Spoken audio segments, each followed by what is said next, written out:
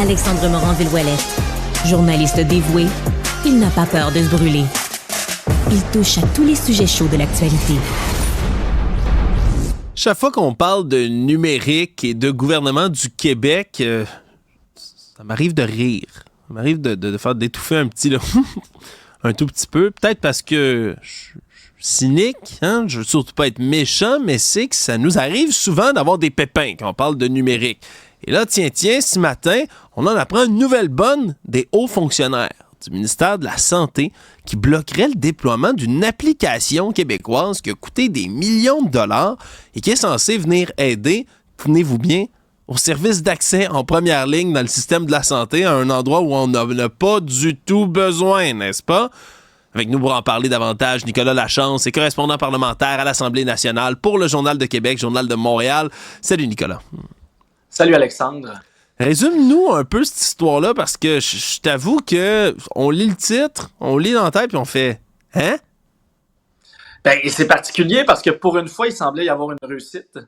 Donc, en 2022, le gouvernement de la CAQ en élection Christian Dubé promet une application Votre Santé. Donc, une application où du bout des doigts, vous allez avoir accès à prise de rendez-vous avec un médecin, votre dossier médical, vos résultats d'imagerie, votre carnet de vaccination, votre carnet de santé, la totale.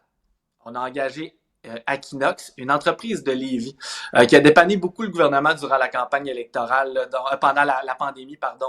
Ils ont développé la preuve vaccinale, par exemple, Agir tôt là, pour les jeunes enfants pour prendre des rendez-vous. Une plateforme aussi virtuelle avec les médecins. Bref, un contrat de 2 ans évalué à 16,6 millions de dollars, dans lequel la première partie qui était inclue, c'était le gap numérique, le fameux guichet d'accès à un médecin de famille là, qu'on voit pour les patients orphelins. Donc, on l'a en ligne, ça existe, on peut le faire par téléphone avec le 811. Puis la prise de rendez-vous en ligne, ça a été créé par cette entreprise-là. Dans leur contrat, il y avait une évolution de ce projet-là pour amener la fameuse application Votre Santé. L'entreprise l'a développée avec des fonctionnaires du ministère de la Santé pendant des mois. Elle est prête, mais on la boude. On fait comme si elle n'existait pas. Donc, il y a eu un changement de garde à la tête du ministère. Il y avait un sous-ministre à l'époque, sous-ministre qui s'appelle Renaud Bernier, qui était là, qui a signé ce contrat-là. Il est parti, il est devenu coroner en chef.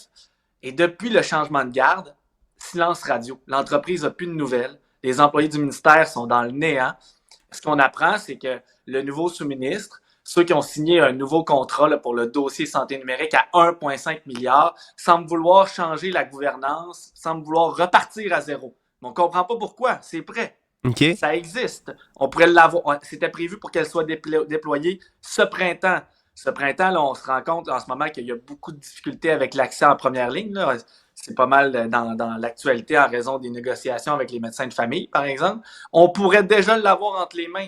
On pourrait la downloader par Google ou par Apple, mais on a caché l'application. C'est quand même incompréhensible. Là. Puis je sens que ça va être un peu, là, on va être privé du punch, si on veut, dans ton histoire. Parce que, pour vrai, là, toi, tu le sais pas, tu as fait les démarches, puis on a quoi, des hypothèses de pourquoi on tablette ça, mais... J'ai de nombreuses sources qui se sont confiées. On a même eu accès à l'application lorsque vous allez sur le site Internet du journal ou de TVA. Vous allez voir, j'ai des captures d'écran. On voit la fonctionnalité, comment c'était facile. C'était un peu la poursuite.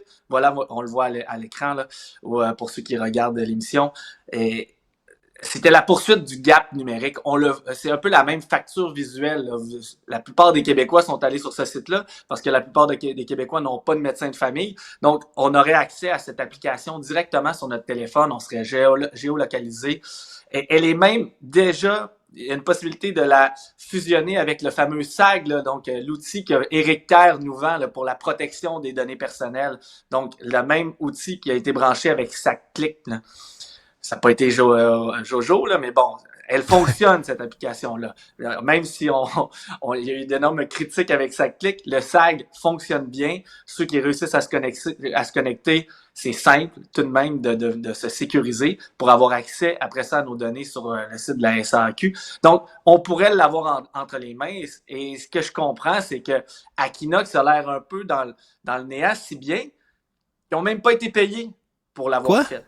OK, attends, je résume. Et donc, l'entreprise de Lévis est en mauvaise situation financière. Des informations qui nous sont provenues, c'est qu'ils ont été obligés de mettre des gens à la porte. OK, attends. Le gouvernement demande à une entreprise québécoise de développer une application en santé, dans un domaine où on en a absolument besoin, qui suit une de leurs promesses.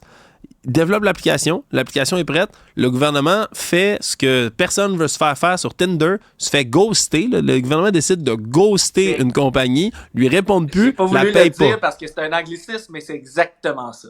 Ils se sont fait ghoster. Et là, c'est bizarre. On dirait que le gouvernement veut jouer sur des lignes du contrat pour dire que c'était pas vraiment ça qui était au contrat, mais depuis quand on crée une application avec une entreprise, que les fonctionnaires y participent, et que du jour au lendemain, on fait comme si on n'avait jamais mandaté l'entreprise pour le faire. C'est complètement absurde quand on y réfléchit bien. Ah, c'est plus qu'étrange, là, ce dossier-là que tu ramènes. Toi qui es correspondant parlementaire, je le disais, Nicolas, tu te promènes dans les corridors de l'Assemblée nationale, tu fais tout ça, tout ce travail-là.